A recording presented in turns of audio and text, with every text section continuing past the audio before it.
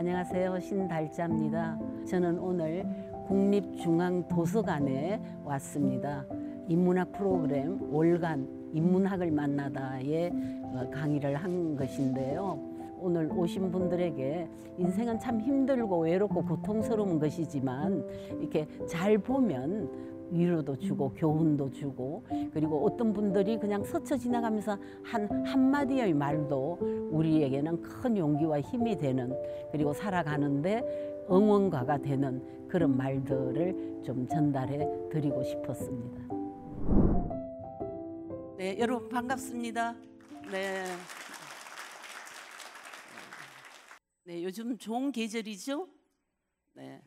작년에는 이분보다 비가 더 많이 와서 꽃들이 올봄처럼 그렇게 화려하지가 않았던 것 같아요. 근데 지금은 이제 모랑까지 다 지고 흰색 빛깔들의 꽃들이 지금 많이 피어납니다. 보셨죠? 이팝나무, 조팝나무, 찔레꽃, 또 아카시아꽃, 또 불두하라는 꽃이 지금 피어나기 시작했습니다. 그래서 모두 하얗게 피어나고 있는 그런 봄날에 오늘 금요일입니다. 그 국립도서관에서 강의하는 거는 참 오랜만인데요. 오늘 이렇게 여러분들 여기에서 뵙게 돼서 저도 너무 기쁩니다. 오늘 제 이야기는 사람이 가지고 있는 마음이라는 것과, 그리고 우리는 어디에서 힘을 얻고 또 위로를 받았을까? 제 기억으로는, 제 개인적인 걸로는 그때는 몰랐던 것 같아요. 세월이 지나고 이제 나이가 드니까 하나하나를 짚어가면서 그때 그 말, 또 그때 그 사람의 마음, 이것이 정말 보배로운 것이었구나. 어떨 때는 업수이 여기기도 하고 얕보고 무시하고 그런 말도 많았습니다. 그런데 제가 지금 이제 생각해 보면 그런 그냥 외면했던 말들과 사람들, 또 사람들의 마음, 이런 것들이 제가 힘겨울 때, 언덕을 오를 때, 그때 그래도 한 걸음이라도 더 걷게 하는 힘이 되지 않았을까, 그런 생각을 하게 됩니다. 요즘 이제 며칠 전 일인데요. 어버이날이 지나갔죠. 근데 이제 딸들하고 같이 동네에 이제 음식점에를 가서 이제 저녁을 먹었습니다. 근데 우리 바로 옆자리에도 가족이 왔어요. 아마 대학생인 것 같고 하나는, 또 하나는 자녀가 고등학생인 것 같고, 그 두 부부와 이렇게 이제 앉아서 이제 밥을 이제 기다리는 시간이에요. 네, 이제 시켜놓고 기다리는 시간인데 제가 이렇게 옆에를 봤더니 4명이 전부 핸드폰에 빠져 있어요. 네. 아마 그 집도 어버이날이라서 온 것 같아요. 근데 저도 이제 밥을 그렇게 애들한테 얻어먹는 시간이에요. 근데 핸드폰을 꽤 이제 좀 사람이 많았기 때문에 이제 시간이 좀 길었는데 한마디도 없이 4명이 똑같이 이렇게 쳐다보고 있는데 왠지 저는 그것이 참 괴로웠습니다. 나 자신을 보는 것 같기도 하고, 또 뭔가 우리 사회에 어떤 냉담을 보는 것 같기도 하고, 또 우리 사회에 가족의 서로 거리감도 보게 되고, 그렇다고 해서 그들이 불행한 것도 아닐 거예요. 뭐 전혀 문제 없는 집안일 수도 있어요. 근데 핸드폰 보는 거, 그거는 우리 일상이야. 그게 뭐 무슨 뭐 얘기거리가 돼? 이렇게 말할 수도 있습니다. 근데 이렇게 제가 보기에는 어쩐지 저거는 아닌 것 같은, 잘못된 것을 보고 있는 느낌을 제가 받았어요. 근데 이제 제가 그 얘기를 했더니 우리 딸 중에 하나가 그러더라고요. 엄마, 저거 예사로 어디든지 볼 수 있는 풍경이야. 저거 나쁜 거 아니야. 이렇게 말했습니다.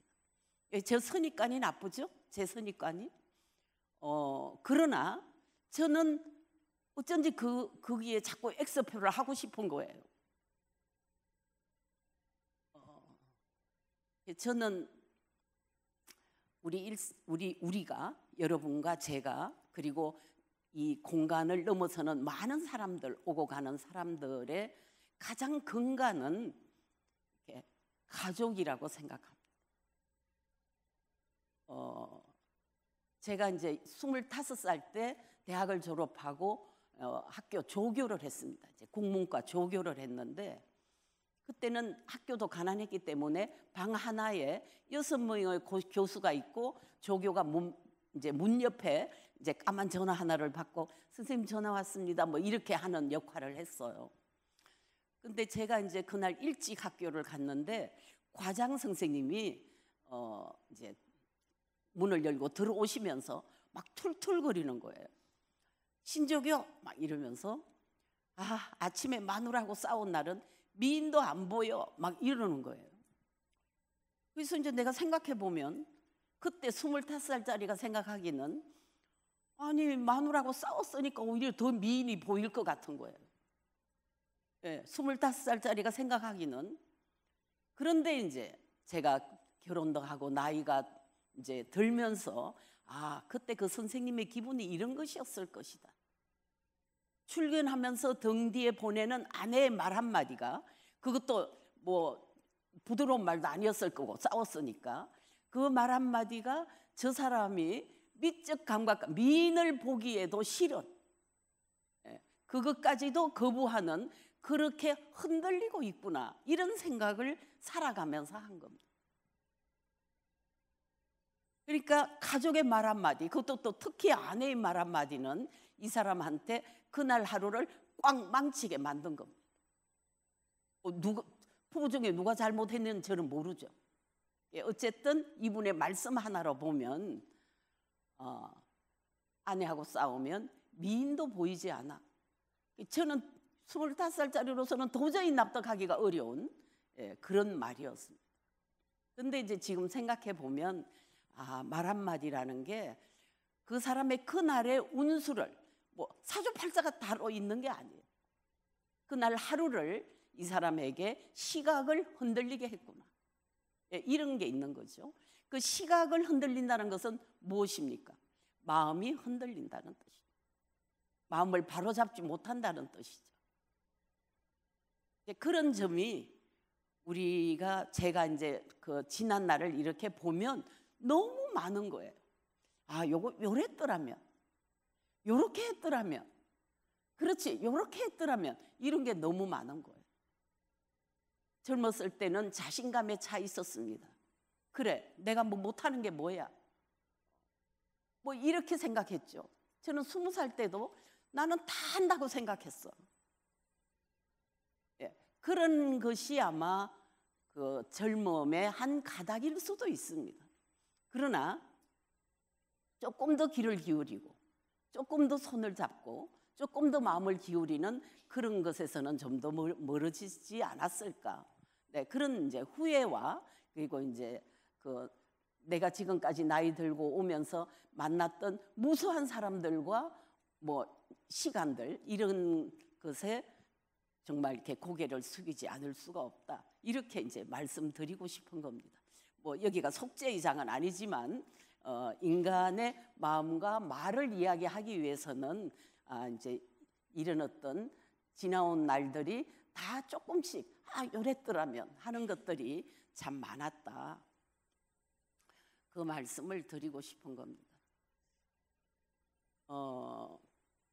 사람의 마음은 여러분 뭘까요? 이거는 아직도 결론이 나지 않고 있습니다. 저는 그 젊은 시절에는 정신을 굉장히 고급화했습니다.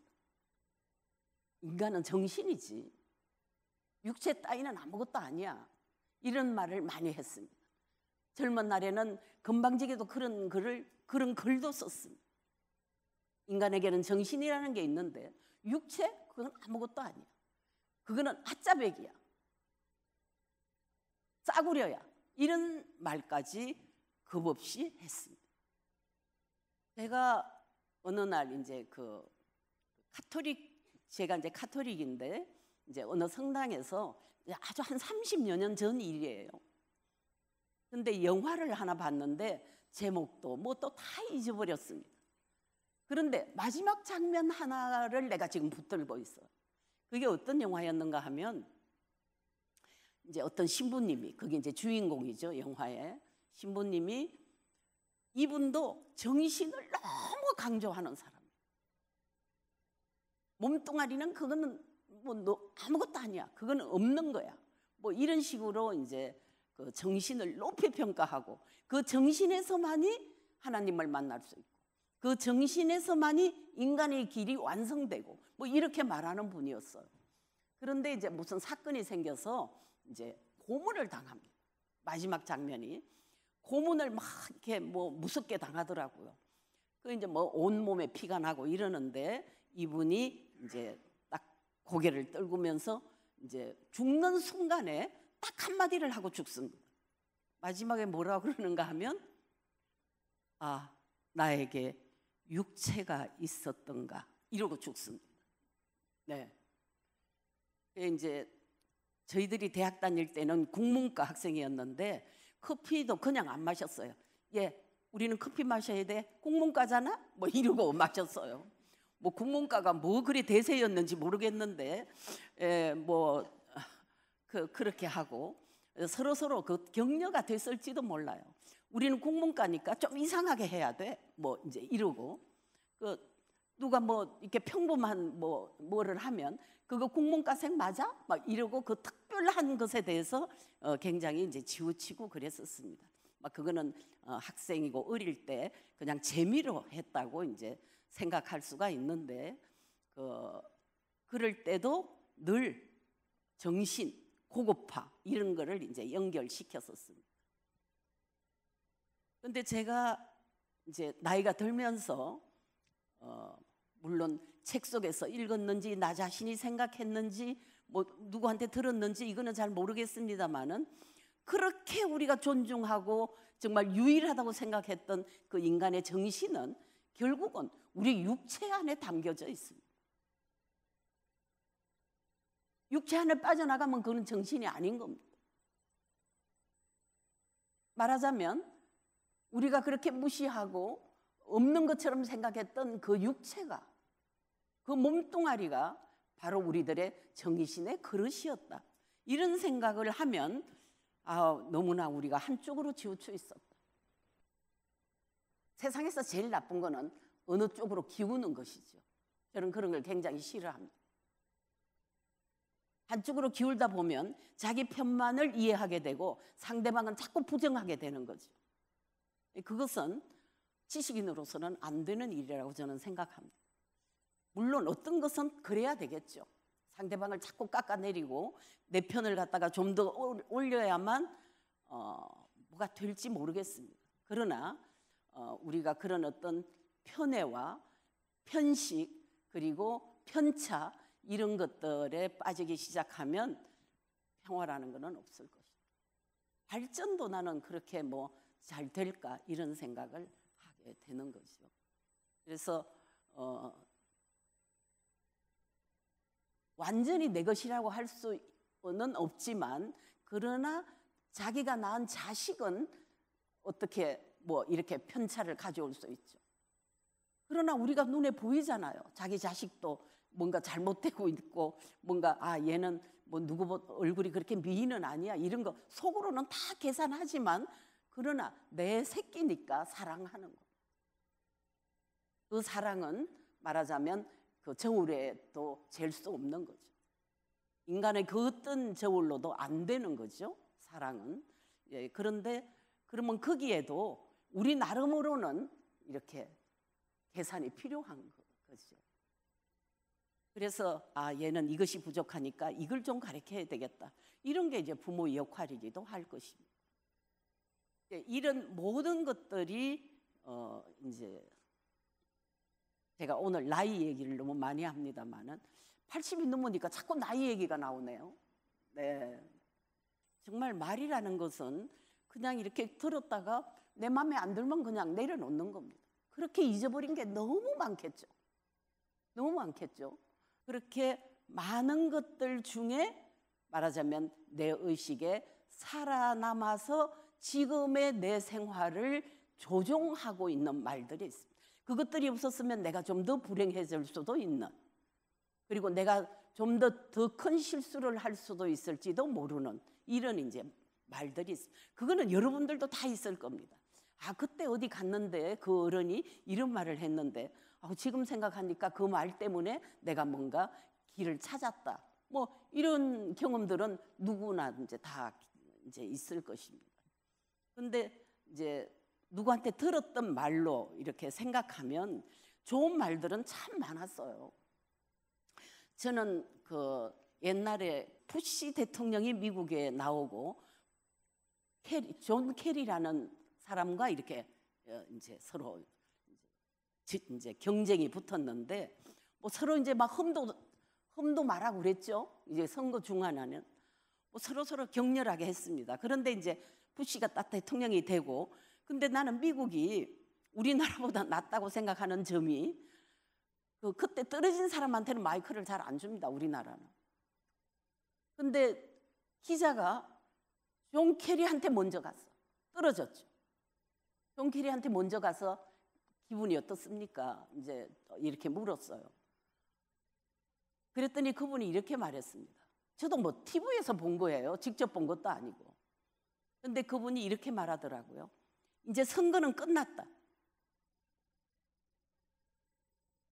선거가 끝나면 우리는 부시나 나나 모두 미국인이다. 이렇게 말하더라고요.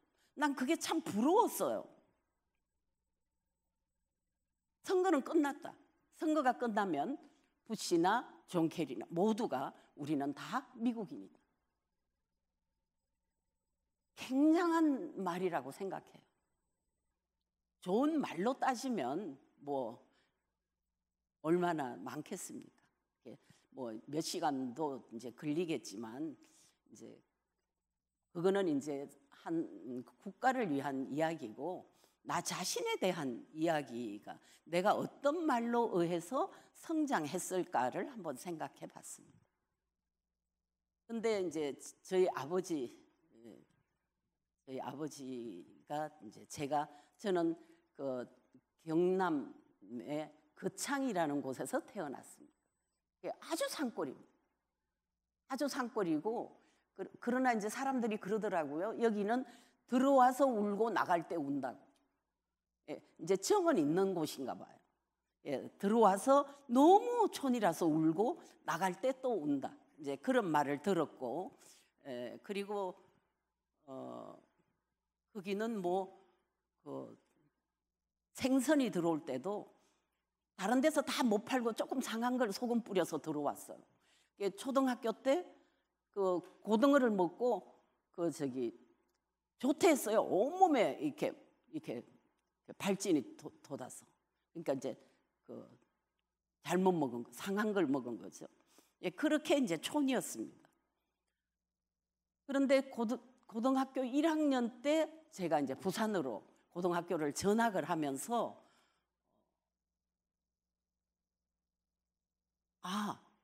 내 고향이지? 아름다운 곳이구나. 그러니까 인간에게는 이별도 필요한가 봐요.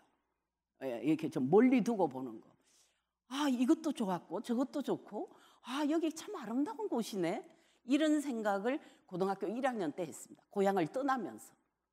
근데 이제 떠나기 전에 아버지가 이제 저한테 그러시더라고요. 네가 이제 부산에 가면 일주일에 한 번씩 나한테 편지를 써라. 너는 내가 보면 글씨도 나쁘고 문장도 말이 안 되고, 그러니까 글씨 공부와 문장 공부를 하기 위해서 일주일에 한 번씩 나한테 편지를 써라. 이러시더라고요. 그리고 마지막에 이러셨어요. 내가 만약에 네 편지로 감동을 받으면 용돈은 늘 올려주겠다. 그 말이 마음에 들었습니다. 그래서 이제 부산에 가서 하루 지나고 편지를 썼죠. 아버님 전상서 이렇게 하고 이체 옥체 망강하옵시고 막 그런 식으로 막 어려운 말을 막 찾아가지고 그렇게 편지를 써서 보내드렸는데 그 첫 달에 용돈이 안 왔습니다. 네. 예, 편지는 이렇게 쓰는 게 아니다. 네가 한 말을 전부 좀 풀어 써봐라. 예. 이제 그렇게 해서 이제 그 다음에는 학교 앞에 가서 서점이 있었는데 거기서 명언집을 샀습니다.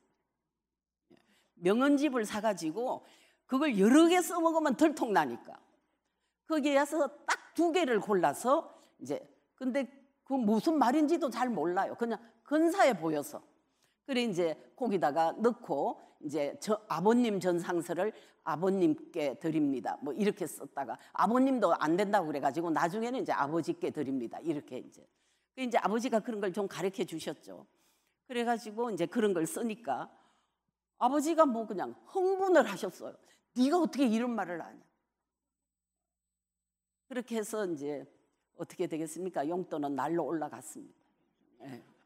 그래서 이제 그 재미를 봤기 때문에 아 이거 글을 잘 쓰는 것도 괜찮은 거구나. 예. 이제 그런 걸 했죠. 그런데 이제 아버지가 이제 그것도 했지만 이제 마지막 저를 보내면서 걱정을 많이 하셨습니다. 그래 너 처음에 엄마 아빠도 처음 떠나고 고향도 처음 떠나고 이제 그게 하숙집을 이제 어머니가 정해놨는데 남의 집에 남의 밥을 먹고 그렇게 할 수 있겠느냐 뭐 이러고 여러 가지 걱정을 하더라고요. 학교에 가면 다 낯설 텐데 뭐 어쩌고. 그래서 제가 이제 이렇게 물었습니다.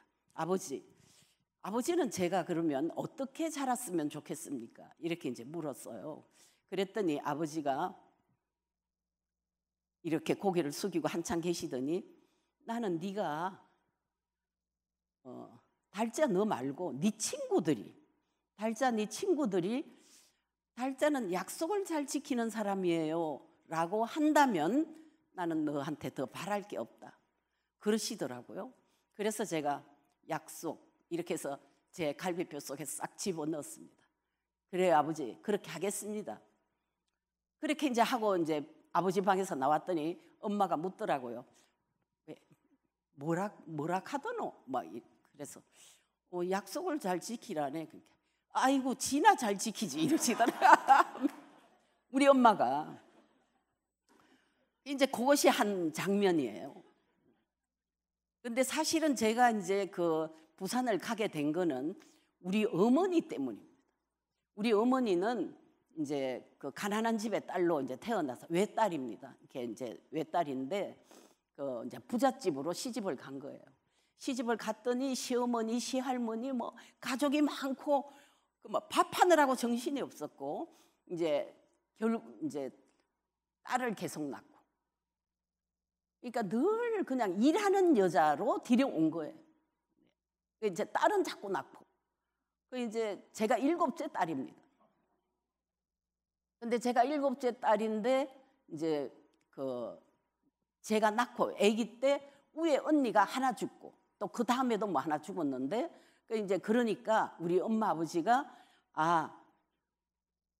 얘도 죽을 수 있겠구나. 그때 뭐 병이 돌았는지 그건 모르겠어요. 이제 죽을 수도 있겠구나. 그래서 호적에 넣지 않았습니다.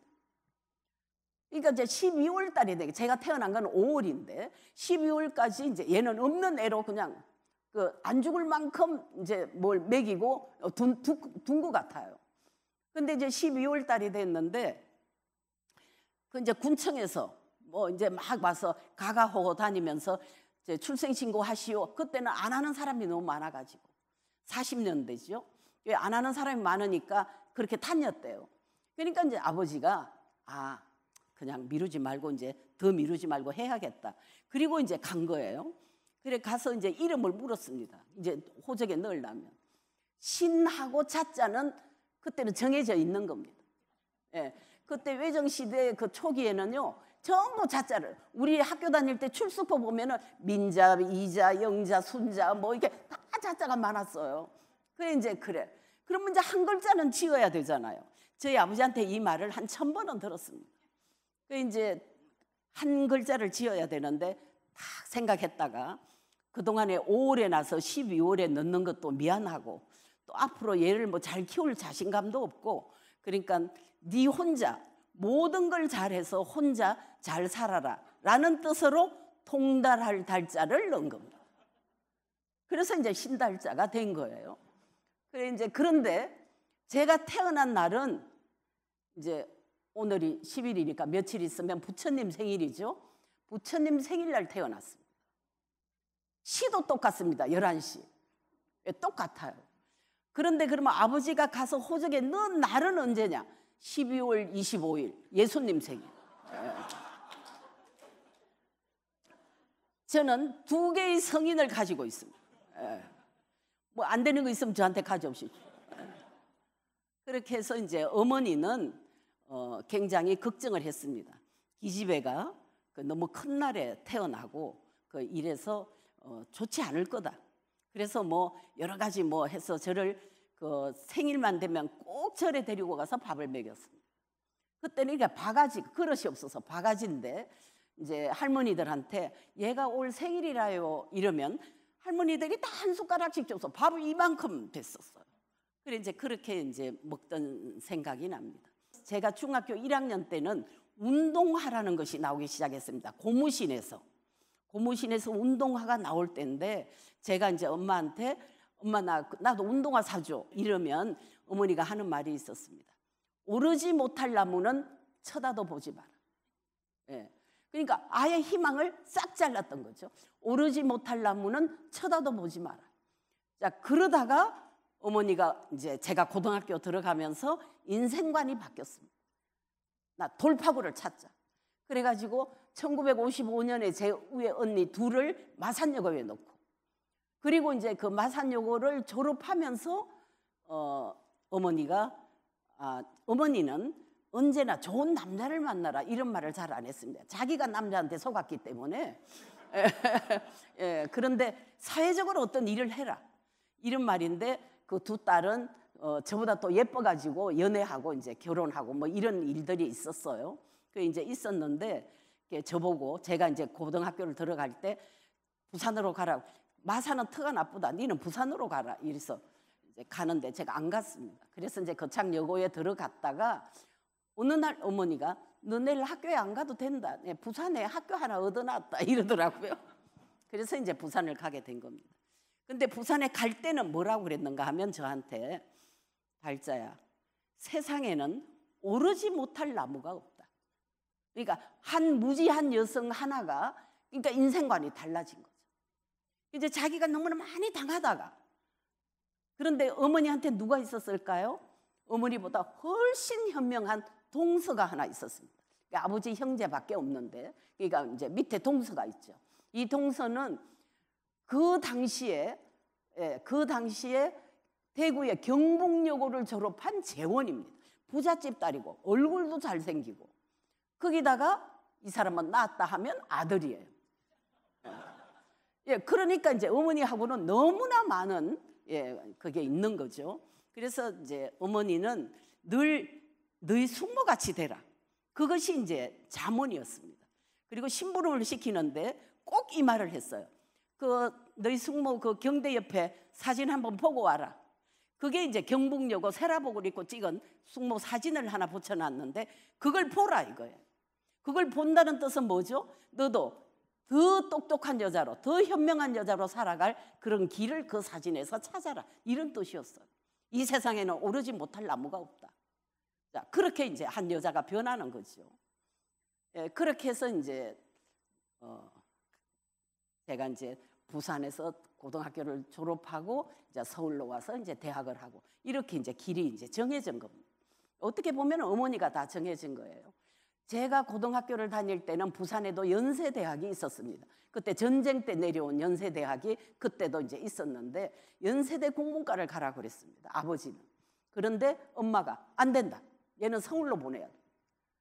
그렇게 이제 자기의 무지를 자식으로 인해서 새롭게 한번 세상을 열어보겠다는 그런 게 우리 어머니한테는 아마 있었을 겁니다.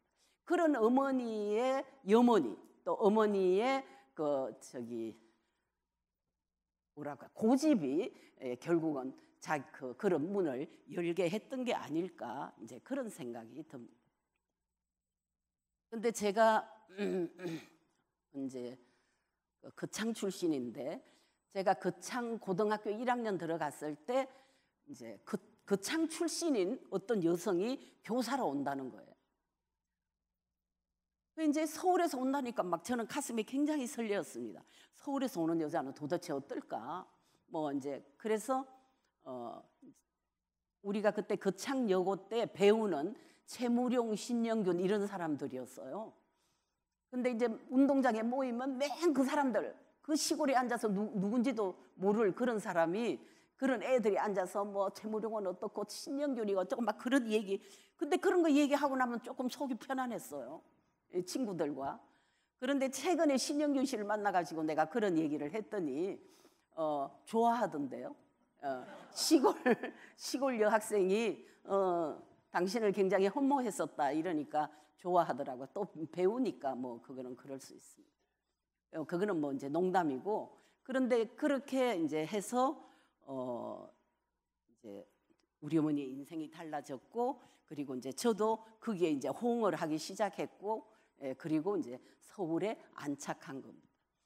근데 이제 제가 그 고등학교 때 만났던 그 선생님의 이름은 장봉혜라는 선생님인데, 이제 거창에서 태어나서 거창 여중을 졸업하고 부산에서 공부를 하다가 다시 서울에 가서 이제 이제 학교 선배기도 합니다. 숙명여대 가정과를 졸업한 여성입니다. 근데 이제 그분이 딱 이렇게 우리 학생들이 여기 앉아 있고 이렇게 이제 올라오시더니 제일 첫 번째 한 말이요. 여러분 꿈을 가지세요. 이렇게 말하더라고요. 꿈을 가지세요. 꿈이 뭔가? 저는 그때까지만 해도 우리 집은 뭐 제재소, 뭐 정미소 이런 걸 했기 때문에 먹을 거는 조금 있었지만 뭐 별로 그런 문화적인 대화가 없다고 생각했습니다. 근데 이제 그분이 여러분들 꿈을 가지세요. 제가 이렇게 두 번째 줄에 있었는데 손을 들고 선생님 꿈이 뭐예요? 이렇게 물었습니다. 그랬더니 그분이 꿈이라는 것은 지금은 없지만 앞으로 있게 만드는 것이다. 이 꿈을 아주 쉽게 풀이를 해주셨어요. 지금은 없지만 앞으로 있게 만드는 것이다. 저는 그때 굉장히 충격을 받았습니다. 그래서 아마 더 부산으로 갔을 수도 있어. 그렇게 해서 그 꿈이라는 단어를 아버지의 약속을 가슴에 품고 또 장봉희 선생이 말한 꿈이라는 거를 가지고 이렇게 하면은 내가 좀 돌출할 수가 좀 힘이 있죠. 네, 나와 아버지와 약속을 했으니까 네 인생을 네가 뭔가 만들기 위해서 꿈을 이룬다. 이런 이제 테마를 가지고 부산으로 갔고 부산에서 경남 백일장에서 1등을 하면서 그냥 무시험으로 숙대 국문과를 들어가고 이런 것들이 이렇게 길이 마련되었다. 이렇게 생각할 수 있습니다. 이제 숙대 가니까 김남조 선생님이 계셨습니다. 작년에 10월 10일 날 이제 눈을 감으셨는데 아름다운 시인이었죠. 근데 이제 그분에게 이제 시를 배웠는데 그때 보니까 그분은 너무 신비하더라고요. 여자 같지도 않고 남자도 아니고 인간도 아니고 뭔가 너무 신비했어요. 61년도에 이제 만났는데 굉장히 신비하더라고요. 그런데 이제 그분이 제일 이제 첫 수업에 이제 알게 돼가지고 이제 저를 좀 데리고 다니셨어요. 근데 나는 막 이분도 화장실에 가나 막 이런 생각도 했는데 이제 미도파라는 백화점이 그때는 있었습니다. 지금 롯데죠. 근데 이제 거기를 데리고 가시더니 뭘 자기가 살 게 있는데 뭐 해가지고 그게 없다는 거예요. 그냥 못 샀습니다. 그러고는 이제 12시가 조금 넘었는데 그 미도파 건너편에 여기 혹시 그걸 아는 분도 계실지 건너편에 중국집이 하나 있었는데 유명한 중국집이었습니다. 근데 거기를 이렇게 가시더니 그래서 저는 야 이런 분도 중국 음식을 먹나? 그런 생각을 했어. 야 이런 분도 중국 음식을 먹나? 그런데 너무 그것도 놀라고 있는데 음식을 시키시면서 너 뭐 먹을? 전 짜장면 먹겠습니다. 짜장면. 근데 그 사람한테 딱 이렇게 말하는 거예요.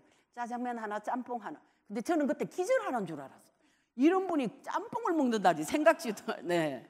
그 정도로 그분은 제가 신격화했던 분이 정말 아름답고 신비하고 이제 그런 분이었어요. 이제 그날 짬뽕 국물을 마시는 거 보고 많이 실망했지만 그래도 계속 그분에게 그냥 매여 살았습니다. 뭐 언제라도 오라면 가고 뭐 이렇게 이제 그러면서 이제 제가 더 시에 익숙해질 수 있었겠죠. 그런데 이제 그분이 꼭 수업할 때 다음 주에 시 한 편씩 가져와요.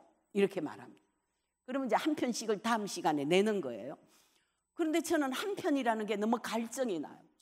그때는 뭐 국문학생 커피를 마셔야 된다고 그래서 막 밤 10시, 11시에도 커피를 마시고 그리고 잠을 꼴딱 새고 뭐 이럴 때인데 그러면 뭐 10편도 쓰고 20편도 쓰고 그 이제 그 다음날 내가 10편을 한번 내놨어요. 선생님 저는 10편 가져왔어요. 이랬더니 아주 나를 아주 예리하게 쳐다보시면서 네가 천재냐? 이러시더라고요. 네. 근데 뭐 나는 10편 쓰는 거 뭐 어렵지 않았는데 그러면서 이렇게 보시더니 탁탁 줄을 걷더라고요. 줄을 걷고 한 줄 남기면서 10편 중에 한 줄을 남기면서 다시 써와. 그 김남조 선생으로부터 다시 써와라는 말을 한 몇천 번 듣지 않았겠어요? 대학 4년, 대학원 3년, 그리고 박사학위 3년 아마 그러고 또 조교도 하고 뭐 이랬으니까 아마 그동안에 그분한테 다시 써와 소리 아마 수천 번 들었을 겁니다. 그런데 그 다시 써와는 이상하게 내 인생으로 들어와서 나는 글을 쓸 때 김남조 선생님을 다시 쓰라는 말을 별로 기억한 것 같지는 않아요. 시야말로 자기 것인데 자기식으로 써야 된다. 그것이 나는 완고했고 그리고 선생님의 다시라는 이 말, 다시 이 말은 내 인생에서 수만 번, 수억 번 부딪혔습니다. 내 인생 80년은 다시 해야 될 게 너무 많았어요. 원래 내가 서툴고 완벽하지 않고 수정할 것이 많은 그런 어떤 그 생활을 했기 때문에 정말 다시 해야 될 말은 많았어요. 한 번으로 되는 거, 한 10번으로 뭐 완성되는 거는 내 인생에서 없었던 게 아닐까 싶어요. 그래서 그런 인생을 살아오면서도 오늘의 여러분 앞에 지금 이렇게 설 수 있었던 것은 늘 다시라는 말을 가슴속에 되새기기 때문이 아닐까. 다시라는 말은 정말 아직 제가 삶이 얼마나 남았는지 모르지만 그거는 아직도 진행 중일 것입니다. 다시 해야 될 것은 저에게 너무나 많았어요. 이제 대학을 다니면서 우리 그 숙대는 그 문학의 밤이 굉장히 명품이었습니다. 문학의 밤만 되면 강당에뿐만 아니라 마당도 꽉 차더랬습니다. 그만큼 인기였어요.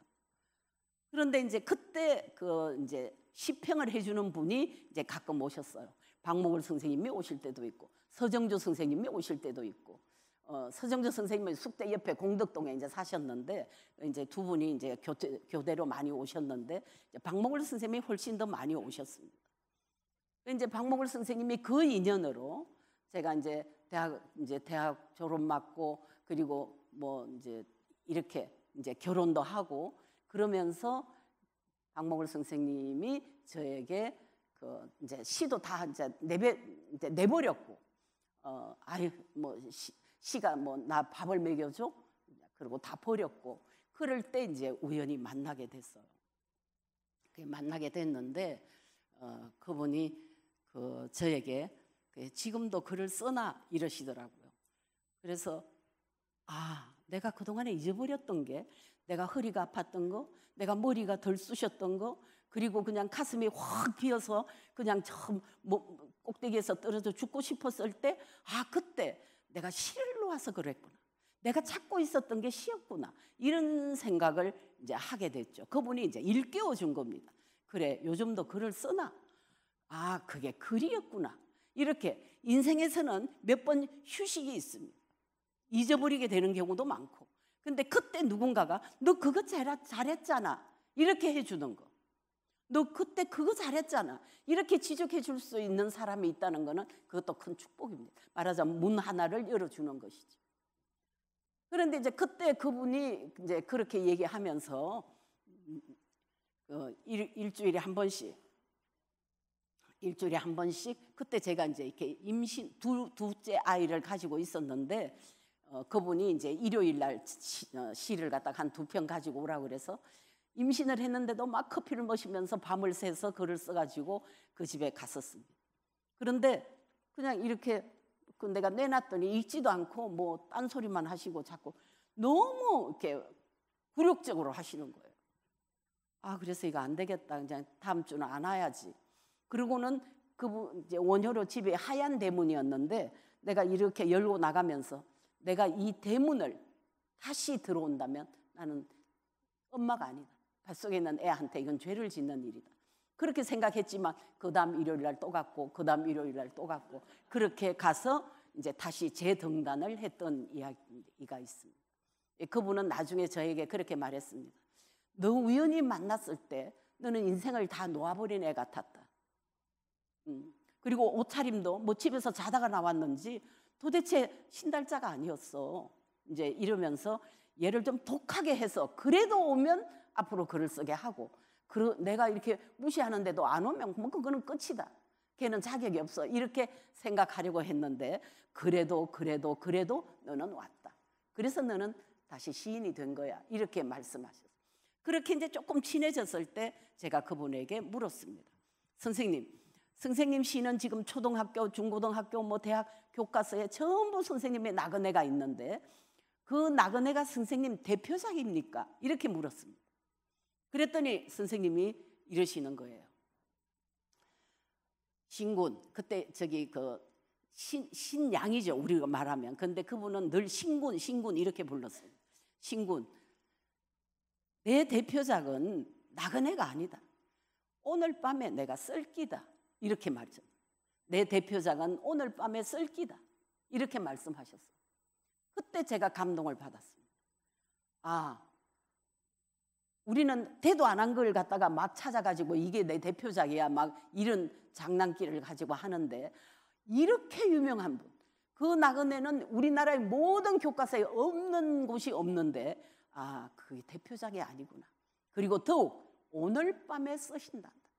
거기에 굉장히 감동을 받았죠. 그래서 나는 오늘 밤이라는 낱말 하나를 가슴속에 넣었습니다. 오늘 밤은 언제나 옵니다. 살아있는 한. 곧 오늘 밤도 오겠죠. 그러면 그 밤은 그냥 밤이 아닙니다. 대표작을 쓸 수 있는 아주 귀한 시간입니다. 우리는 그런 귀한 시간들을 그냥 막무가내 풀어놓습니다.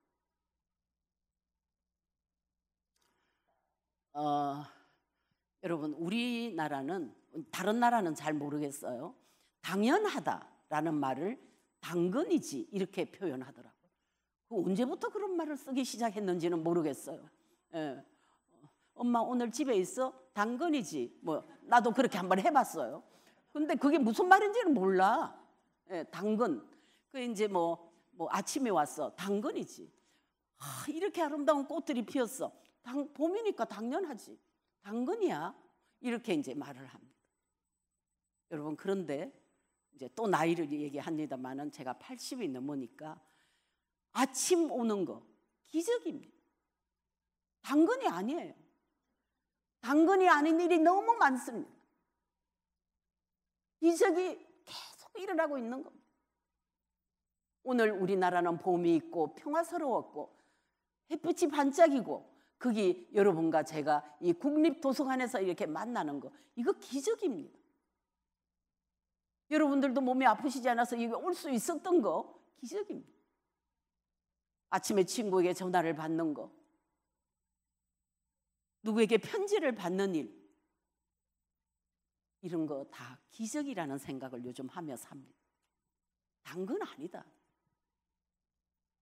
우리는 모든 걸 너무 쉽게 처리하려고 합니다. 어려운 걸 싫어하죠. 그러나 아버지의 약속, 김남도 선생님의 다시, 장봉혜 선생님의 꿈, 그리고 박목월 선생님의 오늘 밤이라는 이 거대한 시간을, 그 시간에 대한 그야말로 인간적인 존경심은 갖고 있어요. 아, 나는 오늘 밤을 이렇게 했다. 일기 한 줄이라도 썼다. 저는 그 교보 생명에서 하는 송글씨 대회에 위원장을 맡고 있습니다. 올해로 10년이에요. 송글씨 그걸 뭐 대회를 한다니 웃긴다 이러는 사람도 봤습니다. 여러분, 송글씨는요 우리들의 핏줄입니다. 그 사람의 글씨는 그 사람만이 갖고 있는 흐름을 갖고 있습니다. 우리가 얼굴이 다 다르듯이 송글씨는 다 다릅니다. 전부 달라요. 어떻게 그렇게 다를 수가 있는지 모르겠어요.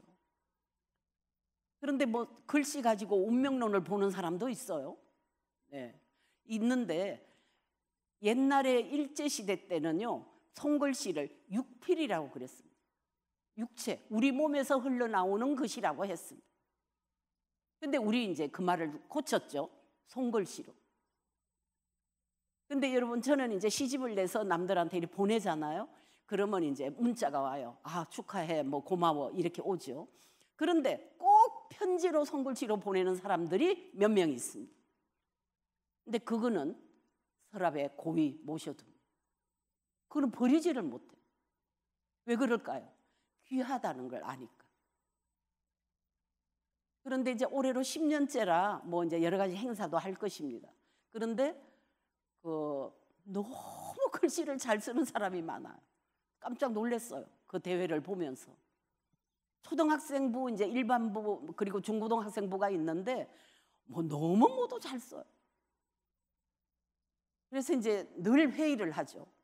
이게 그냥 아무렇게나 쓰는 거는 잘못 썼다고 인정을 하는데, 잘못 그렇게 생각을 하는데 막 바르게 정자로 막 쓰는 것만 잘 쓰는 게 아니다. 우리가 글씨에 대해서 다시 새로운 어떤 정언을 하자. 뭐 이런 얘기들도 이제 합니다. 근데 이제 무려 시작한 지가 얼마 안 된 것 같은데 10년이 됐어요. 올해가 10주년입니다. 근데 그런 이렇게 손글씨가 내가 할 수 있는 거, 오로지 내 거. 근데 이 세상에는 완전히 내 것이라는 거는 존재할까요? 가장 가깝다는 뭐 남편, 아내, 자식, 이게 이제 제일 사실은 가까운데 그건 내 것 아닐까 아닙니까? 내 건 아닐 겁니다. 내 것 아니고. 옛날에 제가 이제 초등학생 때 이제 엄마가 이제 장을 보러 갑니다. 그 5일장이었는데 장을 보고 물건들을 이렇게 마루에 툭 놓으면서 이렇게 말해요. 아이고, 그 어물 전에 한시 아줌마 죽었단다. 이제 혼자 말일 거예요. 나는 이제 옆에서 들었으니까 왜? 하고 이제 무심하게 이제 대답을 해줘야 될 것 같아서 왜? 내가 이러면 아유, 속이 터져 죽었지. 뭐 이제 그래요. 그럼 속이 왜 터져? 썩다 보면 터지는 기라. 이러고 소리를 막 질러요. 그게 뭐겠어요? 엄마 자신을 얘기하는 거예요. 엄마 자신을. 그러니까 이제 속이 터진다는데, 사귀는 인간의 마음은 속이 터집니다. 우리도 뭐 수십 번 터진 사람들이에요. 그러면 그것이 어떻게 안 터지게 할 수 있나? 내가 어느 심리학자한테 물어봤더니 우리나라로 말하면 노래방이 생기고 나서 속 터지는 사람이 절반으로 줄었다는데요. 예. 말하자면 이렇게 쏟아내야 되는데 자꾸 쟁여놓기만 하면 터지죠. 밑에는 썩을 것이고. 예. 그런 얘기인 것 같아요. 그런데 사실은 우리 마음은 한정되어 있기도 하고 조금 가능성을 열어두기도 하지만은, 사실은 내가 가장 이 말을 하고 싶은 사람, 내가 이 말을 누구에게 꼭 하고 싶은 사람을 내가 어떤 이제 여성들만 있는 강의를 이제 하는데, 그런 사람이 누구냐 이렇게 물었는데 아내, 남편, 친구, 자녀 뭐 저거 다 손을 안 들었어. 그러면 도대체 그런 얘기를 누구한테 합니까? 이렇게 물었더니 한 여성이 손을 들었어요. 저는 우리 집 강아지요 이렇게 말했습니다. 또 이제 한 여자가 드니까 또 한 여자가 손을 들었어요. 예, 저는 성모님한테 해요. 이렇게. 자, 이게 강아지하고 성모님은 공통점이 하나 있습니다. 남들한테 전해지지가 않습니다. 예. 우리나라 사람은 난 얘한테 이 말을 했다가 얘가 또 누구한테 하면 소문나면 어떻게? 풍문을 두려워합니다. 그리고 또 누구한테 하면 반드시 전해집니다. 왜 그럴까요? 비밀은 없어. 비밀을 말하는 게 제일 재미있대. 비밀을 말하는 게 제일 재밌대요. 그러니까 이제 하게 되는 거죠. 내가 알면. 자, 그런 거죠. 그런데 인간은 정말 비밀이 존재하면서 내가 너한테 이런 말을 한다. 나는 이랬고, 그리고 뭐 이런 일이 있었고, 이런 얘기를 누가 강아지한테 나는 나 지금 속이 터져 죽을 지경이야. 뭐 이제 얘가 그러면 가만히 듣고 눈만 끔뻑끔뻑하면 그게 좋은 거예요. 왜냐하면 원래 이 사람이 말하는 게 중요하지 얘가 말하는 거는 듣고 싶지 않아. 그런데 이제 조금 더 큰 위로가 될 수 있다는 것이 있긴 합니다. 근데 상대방이 그래? 정말 그러니? 나 그런 줄로 몰랐어. 힘들었겠다. 이제 이런 게 정말 이제 진정한 호소력이 있는 거고 응답이 있는 거죠. 제가 지금 이제 그 천주교인데 저는 대학을 졸업할 때까지 이 신이라는 것에 대해서 굉장히 나쁘게 말했습니다. 내 친구 하나가 커피 하나를 먹어도 막 할렐루야 이러면 나 걔를 너무 미워했습니다. 이거 종교를 싫어했어요. 종교를. 나는 아까도 말씀드렸듯이 성인을 둘이나 이제 내 인생에 걸쳐놓기는 했습니다만은 막 너무 하나님 어쩌고 막 할렐루야 이러는 걸 싫어했어요. 그런데 이제 결혼하고 나서 그 남편이 쓰러지고 그리고 이제 오랫동안 이제 눈을 못 뜨고 있는 그런 상황에서 이제 우연히 성당을 가게 됩니다. 이제 뭐 그런 얘기를 길게 할 필요는 없고 그런데 제가 성당에 딱 들어갔는데 예수님 십자가를 보면 늘 고개를 이렇게 숙이고 있어요. 나중에 보니까 그것도 나중에 알았는데 그런데 딱 들어갔는데 그 예수님이 고개를 이렇게 드시더니 그래 다 안다 그렇게 분명히 3번을 말했어요. 분명히 제 귀에 들렸어요. 그래 다 안다. 그때 복장이 터질 것 같은 누구도 한테도 말하기 싫고 이 불행을 혼자 죽을 것 같은 때 그래 다 안다. 네가 어떻게 나를 알아? 이러면서 온몸에서 눈물이 쏟아지는데 통곡을 했습니다. 근데 그때 이제 알은 거는 눈물이 눈에서만 나오는 게 아니구나. 온몸에서 나오는 게 이게 눈물이구나. 눈물이라고 하는 거구나. 이렇게 했던 때가 있거든. 그러니까 나 너 알아. 나 너 알아. 이 말은요. 정말 우리 인생에 필요한 것입니다. 인간은 외로우니까. 누가 있다고 덜 외롭나요? 인간은 정말 소스라치게 외로운 존재입니다. 그런데 그럴 때 나 너 알아. 안다는 것은 말하자면 이걸 뭐 한자로 말하면 이해라고 할 수도 있는데 안다고 하는 것은 너무나 큰 위로죠. 너무나 큰 위로입니다. 이를테면 밥이 나오고 있는데 핸드폰만 보고 있는 게 아니라 너는 옛날에 이런 걸 좋아했는데 지금 이거 뭐 이렇게 음식에 대한 얘기를 하고 있어야 돼요. 얘는 어릴 때 뭘 좋아했고 뭐 당신은 그랬잖아. 옛날엔 칼국수만 좋아했잖아. 뭐 이런 거. 그런 얘기를 하면서 가족들의 과거를 떠올리고 그런 것이 자연스러운 일이고요. 음식이 나올 때까지 한 번도 고개를 들지 않는 가족을 난 이번에 처음 봤어요. 그래서 가끔은 고개를 들고 그랬는데 고개도 안 들었어. 그러니까 이제 그런 거. 나 너 알아. 참 쉬운 말이잖아요. 나 너 알아. 그러면 울컥 눈물이 쏟아질 것 같은 사람이 허다합니다. 그만큼 인간들은 멀쩡해 보이지만 다 외롭게 사는 거예요. 다 외롭게 사는 겁니다. 그리고 말 못할 것들이 너무 많아. 왜 인간은 그렇게 살까요? 그래서 이제 사실 저는 시를 쓰는 거는 나 아파 이 말을 하기 위해서 시를 쓰기 시작했어요. 어떻게 아프다는 걸 갖다가 지금까지 시로 산문으로 얘기해온 사람이에요. 인간은 다 자기 아픔이 있죠. 그런 아픔의 덩어리를 들어 올리며 살았습니다. 제가 대학원을 들어가서 박사학위를 할 때 박두진 선생님에게 강의를 들었습니다. 안성에 가면 박두진 선생님의 이제 별장이 있는데, 근데 거기에 오라고 해서 거기 가서 강의를 들었습니다. 그분은 수석을 합니다. 막 이만한 돌도 막 이렇게 정원에 보면은 막 완전히 막 기괴한 돌들이 많았습니다. 강의를 이제 그 돌 앞에서 했어요. 이 돌은 어디서 가져왔는데, 그리고 벌쩍 너무 큰 돌을 막 들기도 하고 이러시더라고요. 그래서 제가 이제 질문을 했습니다. 선생님, 아우, 이렇게 큰 돌을 어떻게 들고 이렇게 들으실 수가 있습니까? 아마 돌에 대한 애정이 있으면 들 수 있나 보죠. 내가 이제 이랬더니, 내가 시인인데 모르는 사람의 마음도 들어 올리는데 이걸 못 들어 올려? 들어 올려야 돼. 이러고 탁 한 번 더 들어 올렸어. 그래서 들어 올리다, 그걸 내 마음속에 집어넣었어. 우리는 개개인적으로 다 무거운 삶을 삽니다. 들어 올리지 않으면 안 돼.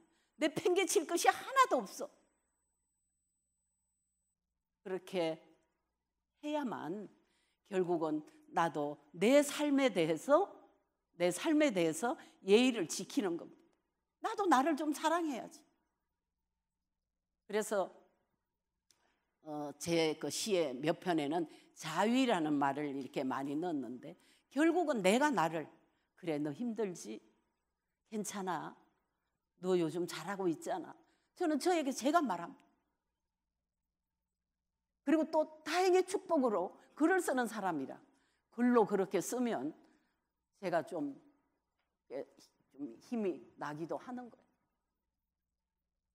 거예요. 아무리 우리가 좋은 약이 많다고 해도 사람이 말하는 것보다는 약이 약합니다. 사람이 누구에게나 한마디 말, 따뜻한 말 하나, 이것이 얼마나 그 사람을 일으키는지 모릅니다. 마음을 일으키는 것이죠. 어느 스님이 그 마음이라는 걸 가지고 이런 시를 썼습니다. 천하장사는 하늘과 땅을 들었다 놓았다 하는 천하장수가 자기 마음 하나는 들지도 놓지도 못한다더라. 이런 글을 썼어요. 누구나 천하장수도 자기 마음 하나는 들 수도 날 수도 없는 그런 거죠. 내 마음을 편안하게 해주는 것은 결국은 나에게가 아니고 바로 앞에 있는 사람에게 힘들지요? 라고 말해주는 일이 가장 내 마음을 위하는 길이라고 말씀드리고 싶습니다. 네, 여러분들 정말 오늘 무료한 시간을 보내시진 않았습니까? 네, 여러분 감사드립니다. 건강하시고요. 조금 마음에 안 들어도 껴안아 드리면서 여러분들이 스스로 행복을 키우면서 사시기를 바랍니다. 저도 그렇게 하겠습니다. 고맙습니다.